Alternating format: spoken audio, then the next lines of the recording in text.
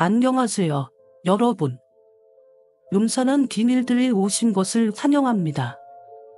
오늘은 조선시대의 신비로운 이야기를 함께 탐험해 볼 건데요. 그곳에서 고통과 복수가 얽혀있는 끔찍한 기습을 만나게 될 것입니다. 여러분은 점조대왕이 직접 명령하여 소설로 쓰여진 사건에 대해 알고 싶으십니다. 이 이야기는 불공정에 대한 교훈 일뿐만 아니라 비밀 뒤에 숨겨진 고통과 원한을 상기시켜줍니다. 함께 은혜전의 신비에 깊이 빠져들어 그곳에서 일어난 섬뜩한 사건들을 탐험해 보도록 합시다. 조선 후기 이령우에 의해 저술된 한권 소설 중에는 은혜전이 있습니다. 너무나도 잔인한 사건이 은혜전이라는 책으로 만들어지게 된 것인데요. 1790년 정조가 재판 때 사용하는 조서 5간을 살피다 이 사건의 전말을 알리기 위해 이령우에게 직접 글을 쓰라고 했습니다. 은혜전이 담고 있는 사건과 이야기는 이렇습니다. 진은혜는 전하고 강진안에 살고 있는 몰락한 양반 집의 딸이었습니다.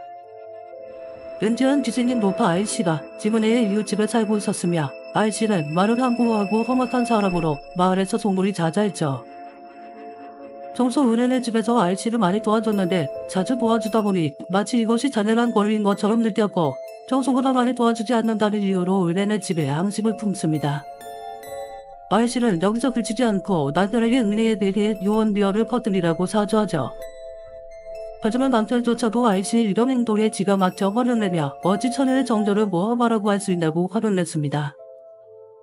그러자 아이씨는 친천녀편 15살의 정년이라는 아이를 이용했고 평소부터 은혜를 마음에 들어했던 정년을 악용한 것이죠. 아이씨는 정년을 고쳐 정년과 종례를 서툴더니 정년이 은혜와 그렇고 그런 사이라고 소문을 내라고 말하죠. 이 당시 사회적 분위기상 누가 누구랑 만난다는 소문이 도는 순간 혼사길이 막힐 수밖에 없었습니다. 그러다 보니 소문이 퍼지자 은혜의 혼사길이 막힐 지경이 되었는데 다행히도 마을의 착하기로 소문난 진양증이라는 청년이 은혜의 결례를 알아주고 결혼합니다. 문제는 은혜가 시집을 간 뒤에도 상황이 나아지지 않았다는 것이죠. 안오파는 무려 1년이라는 시간 동안 은혜에 대한 안 좋은 소문을 퍼뜨렸고 점점 도가 지나치기 시작하면서 남편까지 이상한 사람으로 몰아갑니다. 그리고 더 이상 참지 못한 은혜가 부엌칼을 들고 안오파의 집을 찾아갑니다. 안씨를 발견하자 곧바로 칼로 찔렀고 그 자리에서 안씨가 사망하게 되죠. 한 번 찌르고 꿀짓기를 18번을 반복했다는 기록을 보면 그간 얼마나 화가 쌓여있는지 알 수 있을 정도입니다. 나중에 관아에서 검시를 했을 때 기록을 보면 참혹한 살해 현장을 느낄 수 있습니다. 알씨가 도망가는 와중에 어디를 어떻게 찔렀는지 세세하게 묘사되어 있었는데 피 때문에 알씨가 원래 무슨 색의 옷을 입고 있었는지 알아볼 수 없다고 나와 있습니다. 농악 때도 알씨는 나이가 있지만 건장한 친구였으며 올해는 18살에 불과했습니다. 조사관들도 대체 가녀린 은혜가 선장한 알씨를 어떻게 치렸는지 이해할 수 없다고 하죠. 은혜가 칼을 들고 왔을 때 알씨는 막 잠을 자려고 했고 은혜가 삭박하려고 한다는 생각에 담심해서 찔러보라고 덧붙이기 따지했답니다. 이미 막을 수 없었던 은혜는 18번을 찔러 알씨를 찔렸고 자신의 모함한테 다담한 정년까지 죽이려고 그의 집을 찾아갑니다. 하지만 정년의 엄마가 제발 살려달라고 애원하자 여기서 그치게 되죠. 은혜가 수갑을 차고 우리 갇혔을 때 본인의 주종처녀로서의 명예를 말했습니다. 자신이 모함을 받을 때 관대해서 아무런 도움을 주지 않았고 처녀의 정조를 해친 사람들을 가만두고 볼 수 없었다고 덧붙이죠.